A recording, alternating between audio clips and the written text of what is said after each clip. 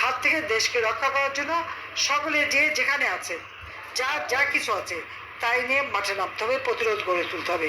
6 মাসের মধ্যে যে পরিমাণ টাকা আমাদের এই সমন্বয়করা বানালো, যখন ছিল মানে বলতে গেলে ফকিরের পুত, এখন হয়ে গেছে জমিদার পুত। তাহলে এই জমিদার পুত তাদের নাকি এত আছে, দাদাও নাকি এত সম্পত্তি দিয়ে গেল। খোঁজ করে এলাকায় দেখা যায় যে সবই ফাঁকি। মানে একটা রিক্সা চলার পয়সা ছিল না, এখন 100টা গাড়ি নিয়ে চলাফেরা করে। 2024 সালের জুলাই 7 তারিখে যে কোটা আন্দোলন, আসলে কোটা বলে কিছু ছিলই না। আমি সবাইকে বলেওছিলাম যে আন্দোলন কোটা আন্দোলন না, এটা হলো সরকার উৎখাতের আন্দোলন। এটা দীর্ঘদিনের একটা চক্রান্তের ফসল। কারণ 2014 নির্বাচন বন্ধ করার চক্রান্ত করা হয়েছিল, কিন্তু আমরা নির্বাচন করে বের হয়ে আসি।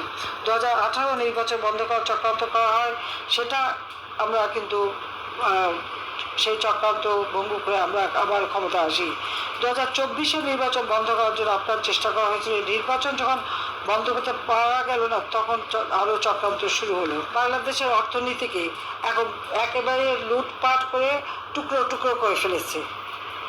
বাংলাদেশে যেখানে আমাদের বেকারত্বের হার মাত্র 3% ছিল, সেটা এখন বেড়ে গেছে। দারিদ্রের হার আমরা 18%-এ নামিয়ে এনেছিলাম, সেটাও রেহানার বাড়ি লুট করে। এবং রেহানার বাড়ি লুট করতে তো বেশ দেখলাম যিনি আমাদের অর্থ সচিব, তার ছেলেও সেখানে লুট করা এক ছবি দিয়ে আবার ছবিও তুলে বেশ গর্ব করে দাঁড়িয়ে আছে। তো এই লুটেরা একটা লোক আজকে ক্ষমতায়, সব থেকে দুর্নীতিবাজ, এর হাত থেকে দেশকে রক্ষা করতে হবে। মামলা দিয়েছে, এই মামলার কোনো অর্থ নেই, সব তো খুনের মামলা। আমার বিরুদ্ধে তো 288টা মামলা, তো সবার বিরুদ্ধে খুনের মামলা দিয়ে গেছে। খুনের মামলা এত সহজে শাস্তি দিতে পারে না। পাশাপাশি এখন শুরু করছে দুর্নীতির মামলা। নিজে দুর্নীতিবাজ, ক্ষমতা এসে তার মামলা সে তুলে নিল, ট্যাক্স ফাঁকি দিল, সেটাও তুলে নিল। তারপর এখন আবার শুনলাম বিশ্ববিদ্যালয় করবে, সেই সিদ্ধান্ত।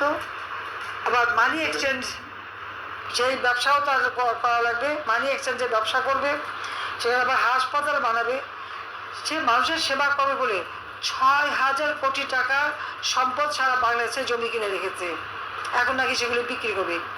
ওই সেখানে তো একটু সাহায্য করেনি। চট্টগ্রামে জমি নিল 7 কোটি টাকা।